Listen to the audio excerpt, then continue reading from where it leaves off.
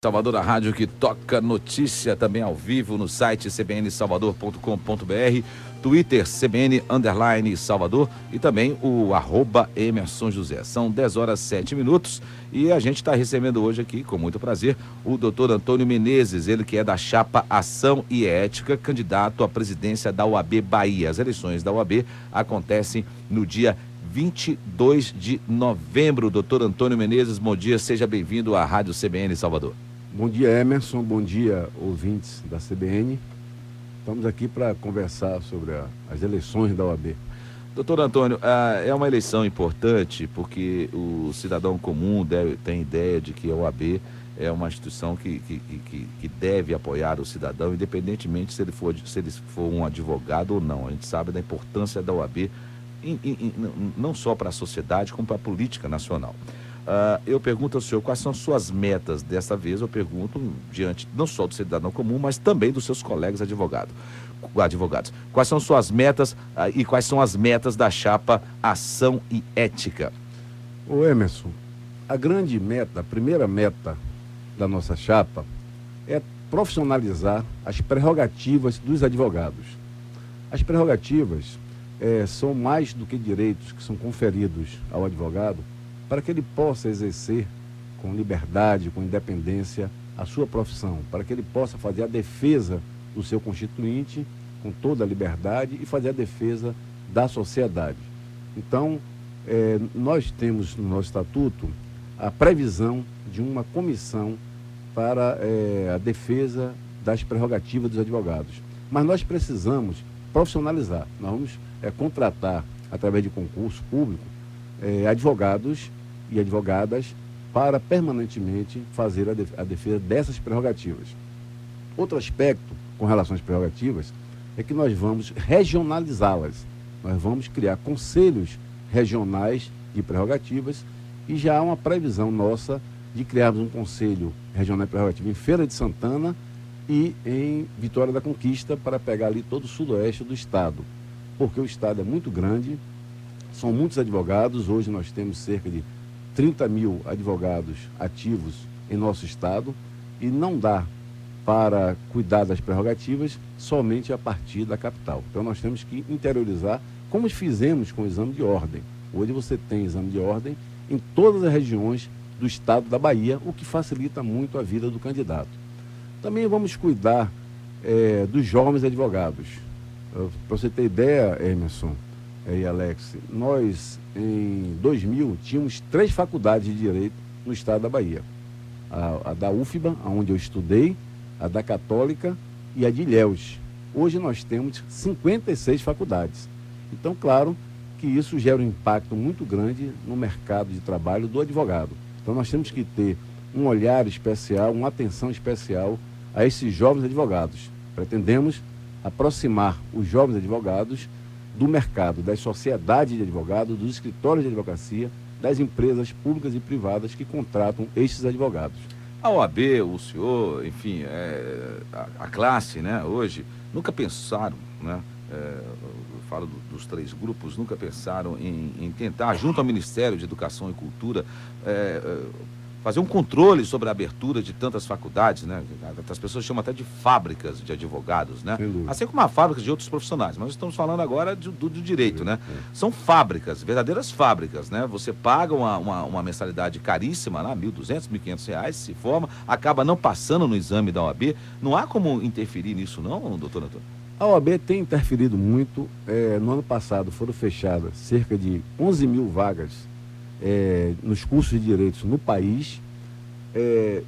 O deferimento, a concessão para as faculdades funcionarem, o reconhecimento dessas faculdades é feito pelo Ministério da Educação e Cultura, é feito pelo MEC, pelo Ministério da Educação, e não pela OAB. A OAB lança pareceres e de um certo tempo para cá, de 1 ano, 2 anos para cá, o MEC passou a considerar os pareceres do Conselho Federal da Ordem e dos conselhos seccionais, tanto que não se está mais abrindo faculdade de Direito no país como se abriu até 2, 3 anos atrás. Hoje, o MEC, embora por lei ele seja o único ente estatal que concede a concessão, que concede a oficialização dessas faculdades, o reconhecimento desses cursos de direito, mas você pode verificar, se for examinar lá os anais do MEC,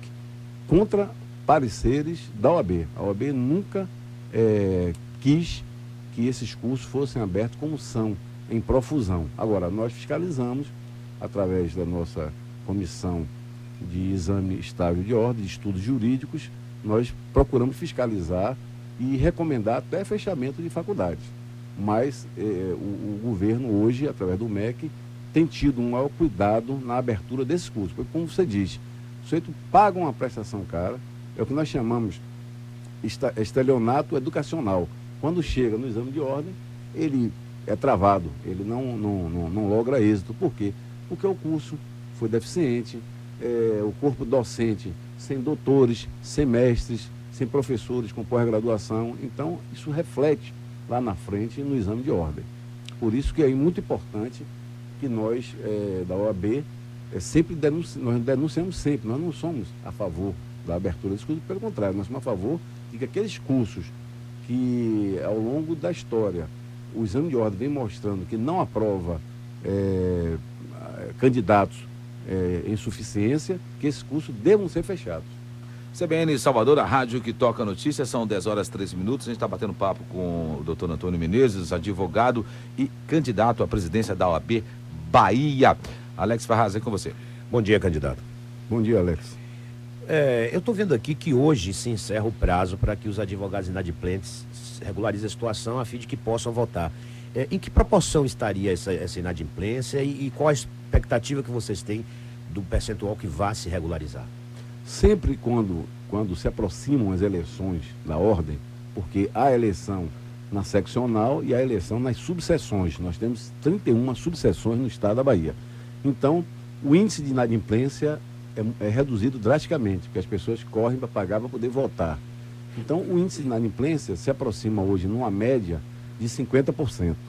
Agora, claro que esse cadastro nosso não é um cadastro tão atualizado assim, porque muitas vezes o advogado falece no interior ou deixa a advocacia para exercer um cargo incompatível e não comunica a ordem. Então, os controles não são absolutos, mas em números gerais, nós temos aí uma média de adimplência, vamos dizer assim, de 50%. Em Salvador, é o maior índice de adimplência do estado.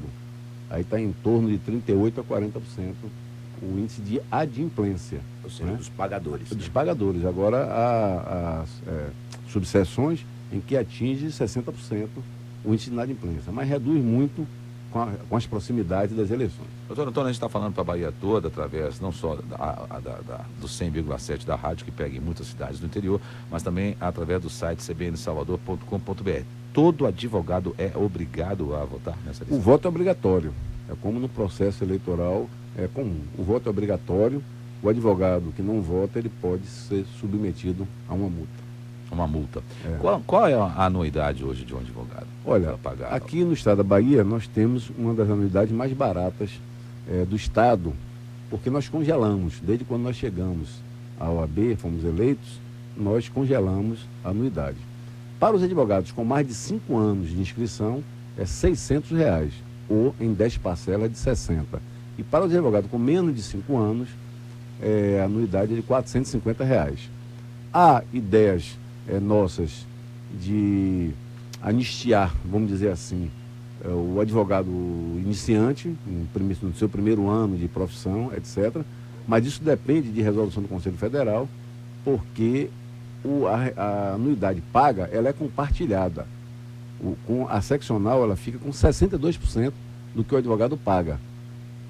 20% vai para a Caixa de Assistência, 10% para o Conselho Federal em Brasília, 5% para o FIDA e 3% para o Fundo Cultural.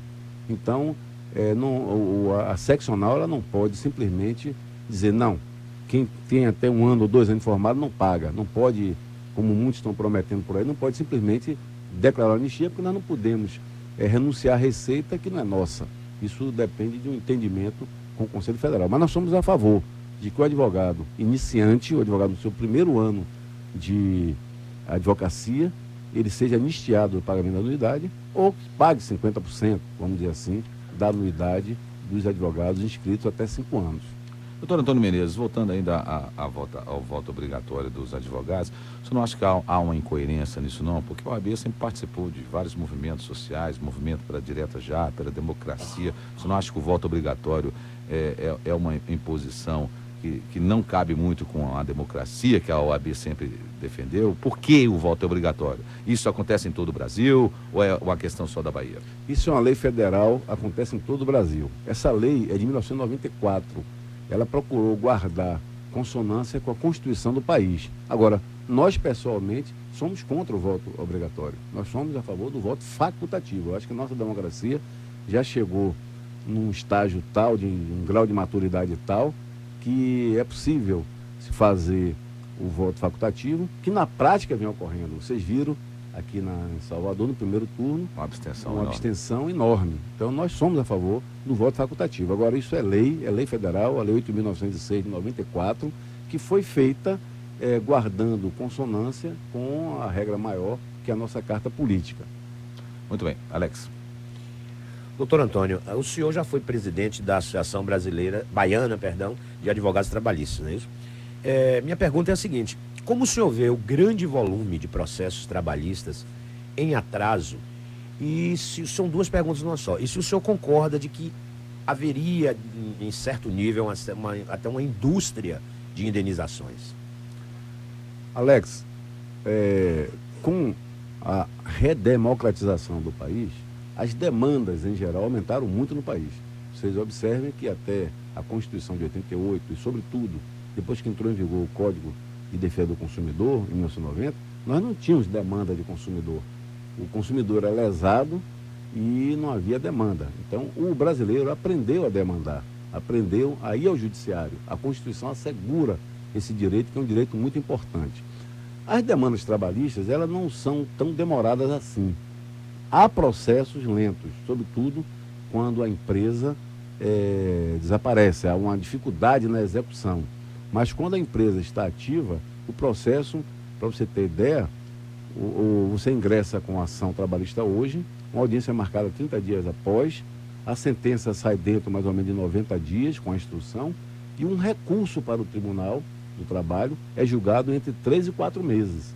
Então, a demanda em si, ela não é tão demorada, e há também uma penalidade por essa demora, porque há uma tabela vigorosa de juros e correção monetária em cima disso. Não acho que haja indústria de indenizações. De um lado, o ente empresarial alega isso, e de outro lado, o sindicato das categorias dos trabalhadores diz o contrário, diz que há descumprimento. Então, vocês vejam que são dois argumentos. Pode haver aqui ou ali um excesso de parte a parte, como em todo o sistema democrático, em todo o ordenamento jurídico, mas, na média, o que se discute realmente são infrações ou possíveis infrações ao contrato de trabalho. Isso é o dia a dia, o mundo do trabalho, o mundo cresceu muito no Brasil. Quanto mais se desenvolve, mais as relações de trabalho ficam mais complexas, de modo que, felizmente, nós temos uma justiça especializada que vem trabalhando com muito dinamismo, inclusive com a edição de súmulas. Você veja que a nossa justiça de trabalho é uma justiça que mais se aproxima do sistema anglo-americano, é um sistema que mais se aproxima porque os precedentes são muito importantes. Por isso, quando se fala, mas a CLT de 1943, isso não gera muito impacto na relação de trabalho, porque a justiça de trabalho é muito competente, muito dinâmica, está sempre editando súmulas e adequando às situações novas que vão surgindo no país relativamente às relações de trabalho. Pegando aí desse gancho, já que o senhor é especialista em direito do trabalho, além de direito civil, eu faço uma pergunta ao senhor, doutor Antônio. Nós temos um grande problema hoje, principalmente aqui na Bahia, vamos falar de região de Salvador e região metropolitana. As queixas são enormes, não só aqui na CBN, como no Fala Bahia, que eu apresento às 6 da tarde na Bahia FM, de terceirizadas que não pagam seus funcionários, né? Parece que é algo que não tem como consertar. porque fica aquele jogo de empurra, né? A prefeitura, governo, secretarias dizem que pagaram ao terceirizado, o terceirizado diz que não recebeu o dinheiro e, no fim, o funcionário terceirizado fica 2, 3, 4, 5 meses sem receber. Não tem quem possa ajudar essa categoria, porque é impressionante o número de denúncias. E essas denúncias chegam até a OAB também, já que o senhor faz parte hoje da administração da OAB, Chego. da gestão? O Emerson, você fez uma colocação muito importante e tem um pouco a ver com a pergunta de Alex. Por que existe tanta demanda? Se você for observar, grande parte, sobretudo quando envolve o ente público, são os terceirizados. Porque os terceirizados, quando eles ganham uma licitação, eles ganham um contrato, eles vão cumprindo ali de uma forma ou de outra. Muitas vezes não recolhem os encargos sociais, isso acontece com muita frequência. E quando eles perdem o contrato, são contratos de milhares de trabalhadores. Aí é que eles não pagam mesmo. O problema surge, tanto com o ente público como empresa privada também. Essas grandes tomadoras de serviços, nós observamos muito isso nas telecomunicações, por exemplo. Há muita terceirização de mão de obra, e o trabalhador trabalhando em atividade fim. Uma coisa é você trabalhar em limpeza de uma empresa, num restaurante. Outra coisa é você ser supostamente terceirizado, trabalhando em atividade fim daquele empregador.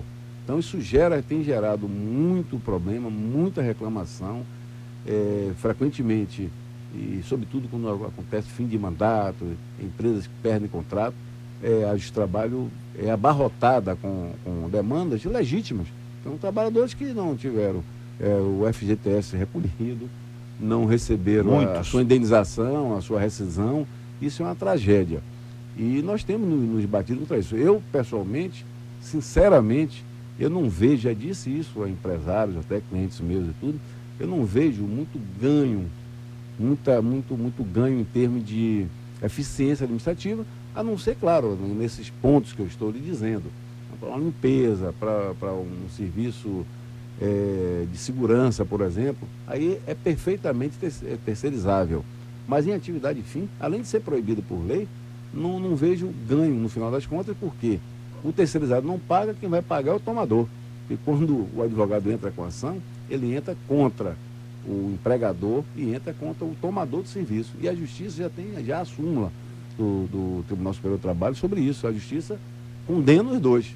Condena um e condena o tomador subsidiariamente. Se não achar bens do terceirizador, da empresa terceirizada, para adimplir aquelas reclamações trabalhistas, a Justiça do Trabalho vai em cima do tomador de serviço, do chamado responsável subsidiário. E acontece muito, né? As terceirizadas também em mãos de laranjas, né? O cidadão fecha uma aqui hoje, vai lá em Lauro de Freitas e abre outra com outro nome. Exatamente. Quando você executa, não tem nada. Não existe bens.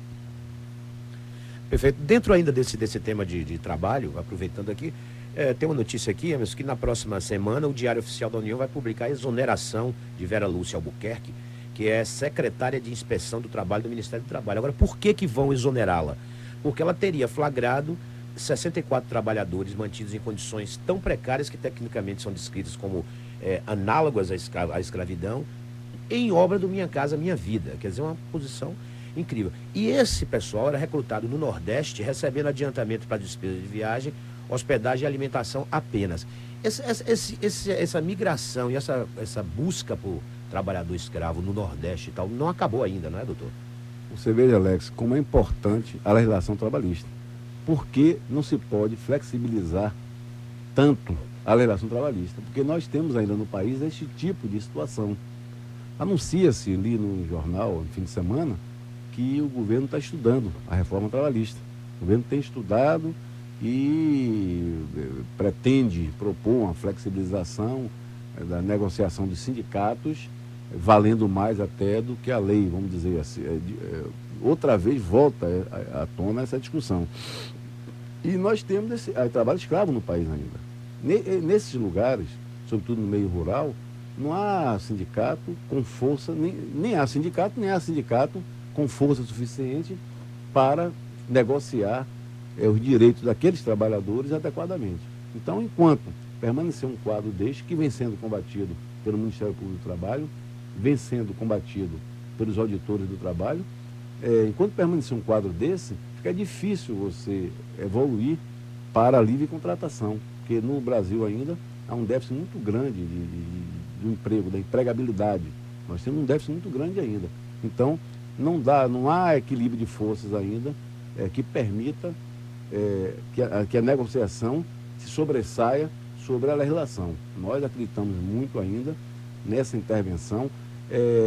O direito do trabalho ele é protecionista mesmo, por natureza, como o direito do consumidor. Todo cidadão ou é trabalhador ou é consumidor.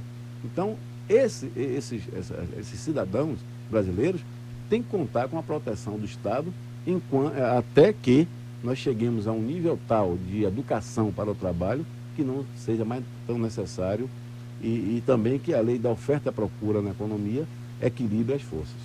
CBN Salvador, a rádio que toca a notícia. O doutor Antônio falou sobre o governo estuda, né, uma reforma trabalhista. Aliás, o governo e o Congresso estudam há anos reforma trabalhista, previdenciária, política, tributária, penal e por aí vai. 10h28 na CBN, daqui a pouco a gente volta a conversar com o doutor Antônio Menezes, ele que é candidato à presidência da OAB Bahia pela chapa Ação e Ética. Daqui a pouco a gente volta a bater esse papo com ele. Vem aí o repórter CBN, até já. A apresentação Emerson José e Alex Ferraz.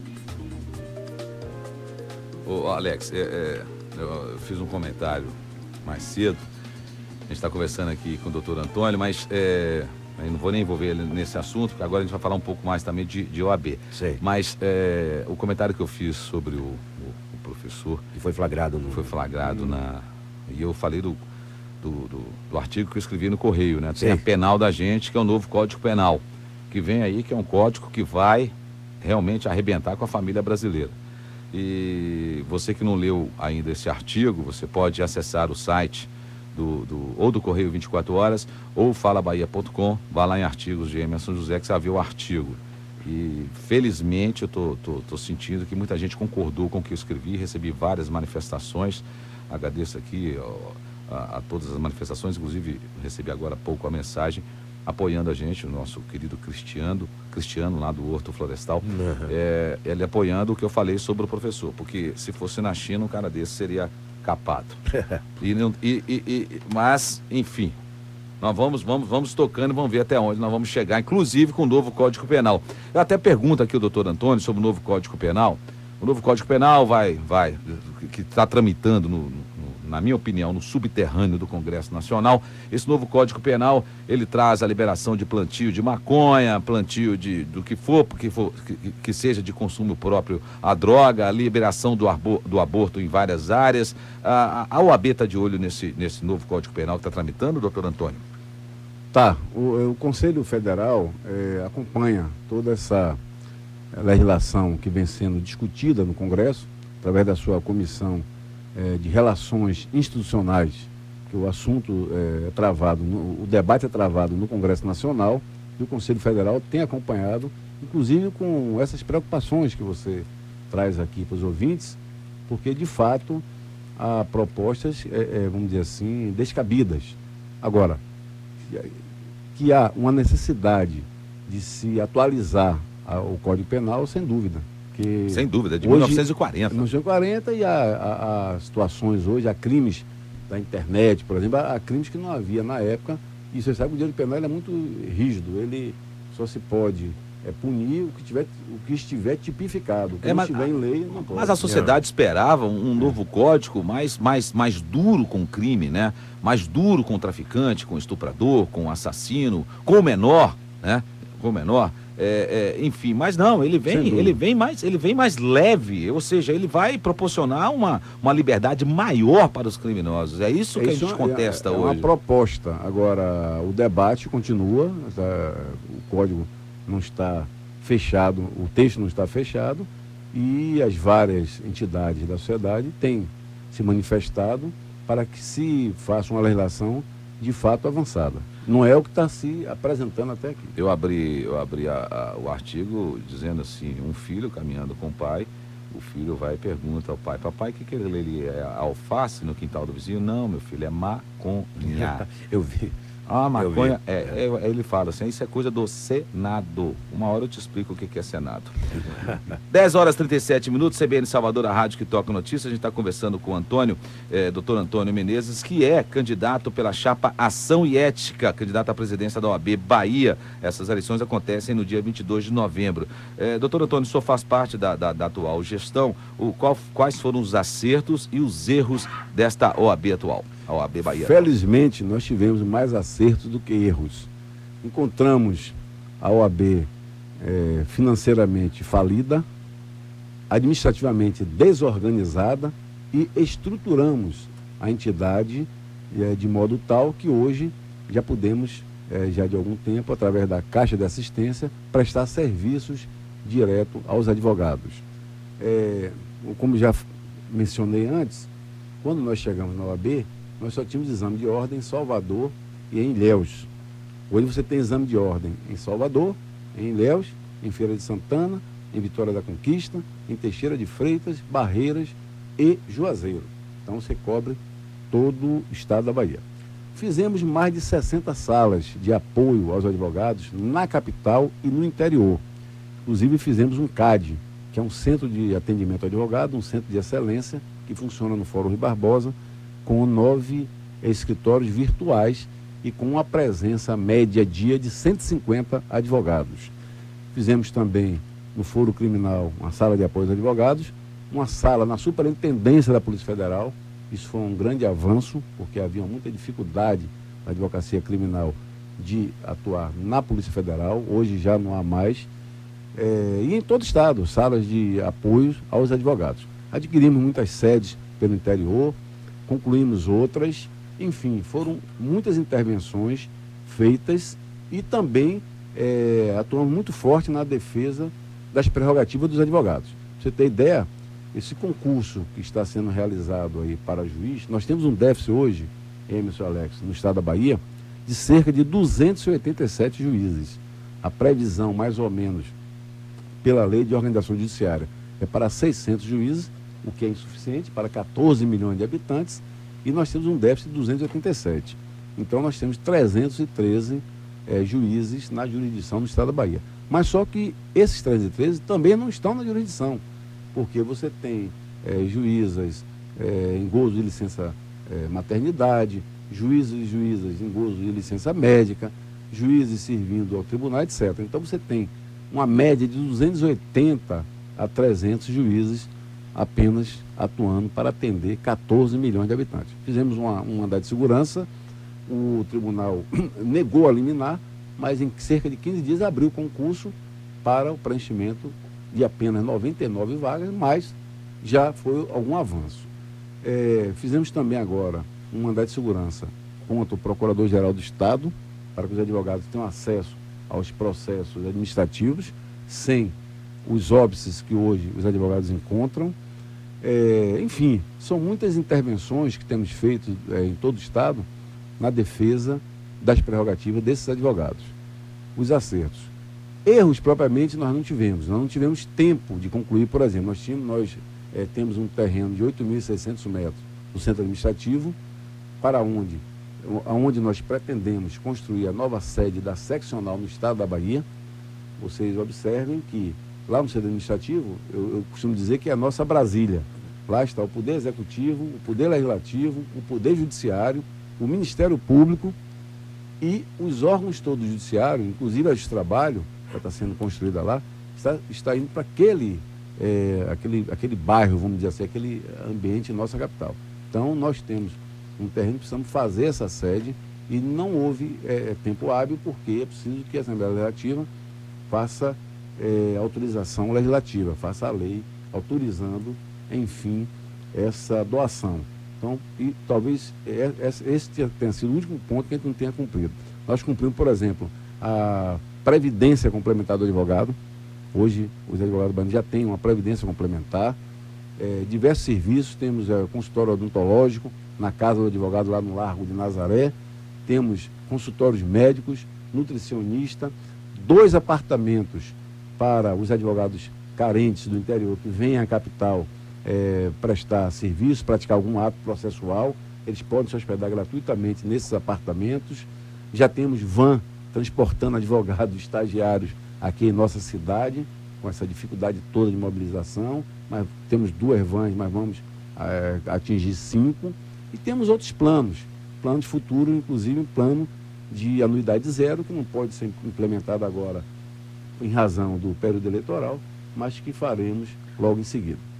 CBN Salvador, a rádio que toca notícia. A gente está conversando com o doutor Antônio Menezes, candidato à presidência da OAB Bahia. Vamos uma pausa aqui para uma água e o trânsito. CBN Salvador também ao vivo no site cbnsalvador.com.br, Alex. Candidato, a OAB tem se manifestado frequentemente em relação a assuntos de interesse da comunidade, não só de Salvador, como do estado da Bahia e em nível nacional também. Mas, no mais das vezes, o que se nota é que a OAB, às vezes, é provocada para essa intervenção. O que o senhor acha que está faltando para que a própria entidade tome a iniciativa, por exemplo, ao perceber que a cidade tem leis que não são cumpridas? Ela teria essa prerrogativa de tomar a iniciativa para, não diria intervir, mas adotar uma posição que resolvesse aquele problema, ou somente quando provocada mesmo? Não, a OAB pode, de ofício, vamos dizer assim, adotar providências e tem adotado. Eu, por exemplo, na minha proposta, uma das minhas propostas de campanha é criar a comissão de urbanismo. Nós não temos aqui na seccional da Bahia uma comissão de urbanismo para acompanhar a ocupação do solo, o uso e a ocupação do solo, não só na nossa cidade, mas em todo o estado. Nós temos problemas em todo o estado, mas sobretudo aqui em Salvador, questão da mobilidade urbana, né? Questão dos grandes projetos sociais. Então nós vamos criar, uma das nossas propostas é criar essa comissão. Vamos criar também a comissão de defesa dos direitos autorais, porque os direitos autorais na Bahia não são respeitados, todos sabemos. Vamos criar a comissão de acompanhamento da dívida pública, que é a comissão chamada precatórios, para nós acompanharmos a dívida do município, do estado. É algo que está sendo debatido no Brasil todo. Debatido no Brasil todo, vamos criar essa comissão também. Enfim, mas me reportando à pergunta específica de Alex Ferraz, a OAB pode e tem adotado, tem feito intervenções através das suas comissões, porque a OAB ela é uma instituição capilarizada, ela atua não só através da sua direção central, mas ela atua através das suas subseções no interior do estado e atua através das suas comissões de direitos humanos, comissões de meio ambiente, comissões de defesa do consumidor. O trabalho é incessante, o trabalho é voluntário, o trabalho na OAB é voluntário e é incessante. Mas, de fato, uma das minhas preocupações como candidato é, uma vez eleito, eu vou, vamos dizer assim, derrubar as grades da OAB, já que lá não tem muro, para a OAB se integrar cada vez mais com a sociedade, com os movimentos sociais, com os entes empresariais, para nós discutirmos, por exemplo, a questão da mediação. Falamos aqui muito da morosidade do judiciário. Nós vamos também criar a comissão de mediação e arbitragem, porque os conflitos, eles precisam ser resolvidos em outro ambiente que não só o judiciário. Porque o judiciário já deu mostra de estar esgotado. Por exemplo, eu falei anteriormente da questão dos magistrados. Por que o tribunal não abriu a vaga para preencher as 287 vagas de magistrados da Bahia? Por falta de recurso. A questão da lei, da aplicação da lei de responsabilidade fiscal, não há recurso para contratar mais do que 99. Essa é a explicação que o tribunal dá. Então, nós temos que estimular cada vez mais nas faculdades, os professores estimularem aos estudantes de direito, os acadêmicos de direito, a negociarem mais, eles precisam aprender técnicas de negociação e nós precisamos ter entidade, criar mecanismos de se resolver conflitos fora do âmbito do judiciário, como em toda nação civilizada. Então, nós estamos propondo também a criação da comissão de mediação e arbitragem, porque nem tudo pode ser resolvido dentro do Poder Judiciário. O Poder Judiciário não tem estrutura. Para você ter ideia, você falou anteriormente do Código Penal, eu estava no extremo sul com o presidente Saul Quadros e vimos da estrada, voltando de Itamaraju, nós passando pela cidade de Tabela, o fórum, quase que ali na beira da estrada, onde circula todo tipo de pessoas, inclusive marginais. E eu disse, bom, vamos visitar o fórum. Chegamos lá, meio-dia, tinha um juiz e um funcionário só, porque o déficit não é só de juiz, o déficit é de funcionários, de milhares de funcionários no estado da Bahia, tanto que o tribunal me parece que vai abrir concurso para cerca de 1.000 servidores novos, e estava lá um juiz criminal, sozinho, Imagina. trabalhando, dando sentenças ali, Peito cuidando do aberto. seu filho, jovem, de peito aberto, foi até um ex-delegado da Polícia Federal, jovem. Ele disse, nós estamos aqui no interior abandonado, eu não tenho um segurança aqui. E eu sou juiz eleitoral também. Eu sou juiz criminal aqui, titular da vara de Itabela. Barril de pólvora esse fora. Substituo, só me engano, em Porto Seguro, Eunápolis, acho que é Porto Seguro, e ainda sou juiz eleitoral aqui. Outro dia eu queria acabar um showmício aqui, não, como é que eu ia acabar? Eu sozinho, como juiz, ia me expor a um confronto desse aqui na cidade. Então, na verdade, nós temos enormes dificuldades no Poder Judiciário. E se na capital a situação é de dificuldade, vocês imaginem no interior. Você muitas vezes chega em lugares, como nós chegamos em Capim Grosso, um fórum novo, bonito, todo equipado com equipamento de informática, mas não tem juiz há um ano, desde outubro do ano passado. Então, esse é o quadro do nosso Poder Judiciário. Então, nós temos que intervir cada vez mais, dialogar com a sociedade para encontrarmos soluções para os conflitos da população. Doutor Antônio Menezes, da chapa Ação e Ética, candidato à presidência da OAB. Doutor Antônio Menezes, a questão dos cartórios, como é que o senhor vê essa questão na Bahia? Olha, os cartórios a questão dos cartórios estatais, vamos dizer assim, essa questão não é diferente da questão dos cartórios judiciais. Cartórios judiciais e cartórios extrajudiciais funcionam precariamente.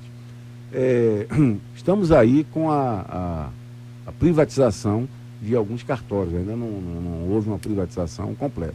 Alguns funcionando muito bem e outros ainda não tão bem assim, mas de qualquer sorte melhor do que os cartórios estatais. Os cartórios estatais é o caos que nós vemos. Você vai reconhecer uma firma, tem que chegar, ou abrir uma firma, tem que chegar pela madrugada para resolver um problema. E contar com a sorte. Isso é uma loucura, uma bobagem dele. Primeiro, a primeira bobagem é se exigir firma.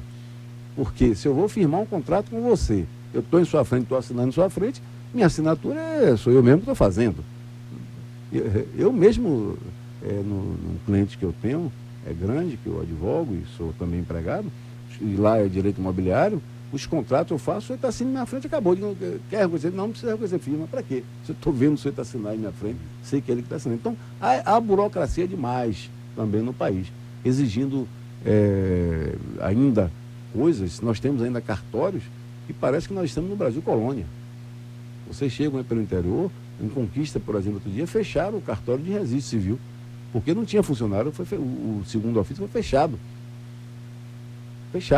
porque não tinha servidor. Então a situação é caótica, precisamos resolver com urgência. Eu sei que os dois corregedores que estão aí são muito bons, tanto a desembargadora Ivete Caldas, que recentemente assumiu a Corregedoria Geral, e o corregedor Antônio Pessoa, que tem escrito na internet, feito críticas duras à situação do Poder Judiciário, porque a situação do Poder Judiciário também é vítima dos demais poderes. Não é só ele. Ele não tem recurso, ele não é um poder que tem recurso. Ele depende de repasse de leis da Assembleia e repasse do Executivo. Então nós vamos ter que dialogar com as três esferas do poder para requalificar, ajudar na requalificação do Poder Judiciário no Estado da Bahia. CBN Salvador, na rádio que toca notícias, são 10h52. Doutor Antônio Menezes, eu quero agradecer a sua presença aqui e deixar esses minutos finais aqui para o senhor passar um recado que o senhor quiser aos advogados da Bahia para essas eleições em novembro. Eu agradeço muito a CBN, a oportunidade que me deu de me dirigir aos seus milhares de ouvintes, em especial aos advogados. Eu sou candidato não porque eu próprio queira ser candidato, eu fui levado à candidatura pelas instâncias da OAB, há manifestos da quase totalidade dos presidentes das subseções, o Conselho, na sua expressividade também, indicou meu nome, as comissões, Tribunal de Ética, etc. Então as instâncias da OAB entendem que esse trabalho que vem sendo feito e comandado pelo professor Saul Quadros deve prosseguir. Por isso que o nosso lema é ação e ética, a ordem não pode parar. Eu te agradeço, Emerson, te agradeço, Alex Ferraz.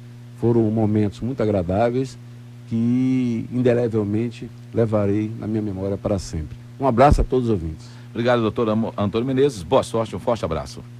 Alex Ferraz, bom dia. Bom dia, Emerson. Bom dia, ouvintes da CBN. Bom dia, candidato Antônio Menezes. Bom dia, ouvintes da CBN. Lembrando